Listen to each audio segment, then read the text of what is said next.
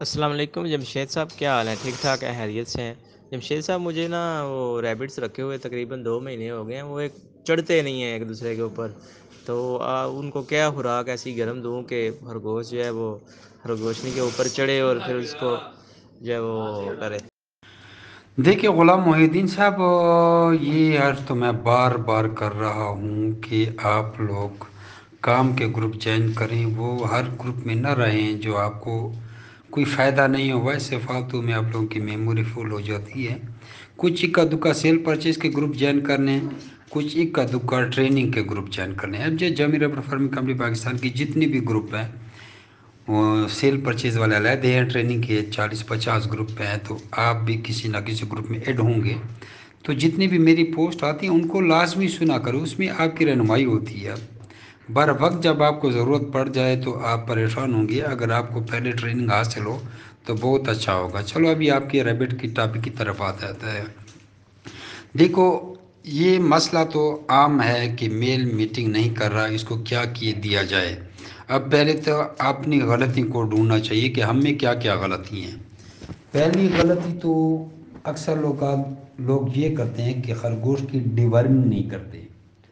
Deworming کا طریقہ بتا چکا ہوں، ایک بار پھر بھی بتا دیتا ہوں کہ ہر 2 مہینے یا 3 مہینے کے بعد آدھا cc آئیورمیکٹن کا انجیکشن 2 دن لگاتار صبح و شام 4 خوراکیں زنٹل کی، پھر 10 دن کے وقفے کے بعد 4 خوراکیں ورمکس کی، کوئی آدھا cc یا 1 cc.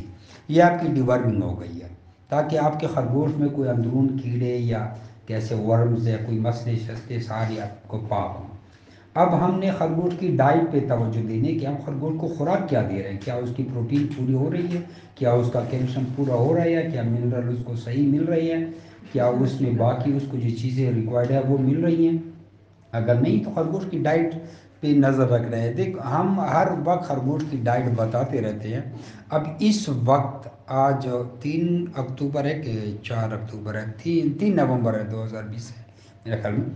اس وقت جو ہم ڈائٹ دے رہے ہیں، ہم بتا چکے ہیں کہ 5 کلو گندم، 3 کلو چنا، 1 کلو سورج مکھی، اس کا پاؤڈر بنا لیں، پھر 3 کلو چوکر اس میں ایڈ کر لیں، پھر اس کو مکس کر کے گیلا کر کے پیڑے میں لے کے خرگوش کو کھلائیں.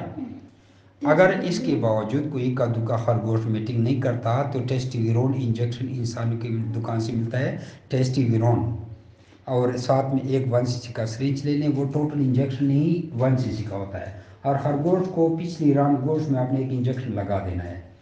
5 دن کے بعد دوسرا بھی لگا سکتے ہیں اگر یہ ٹھیک نہ ہوا، لیکن امید ہے ٹھیک ہو جائے گا. باقی خرگوش کے کیج میں آپ کی سوکھی گھاس 24 گھنٹے لگی رہے، پانی 24 گھنٹے لگے رہے.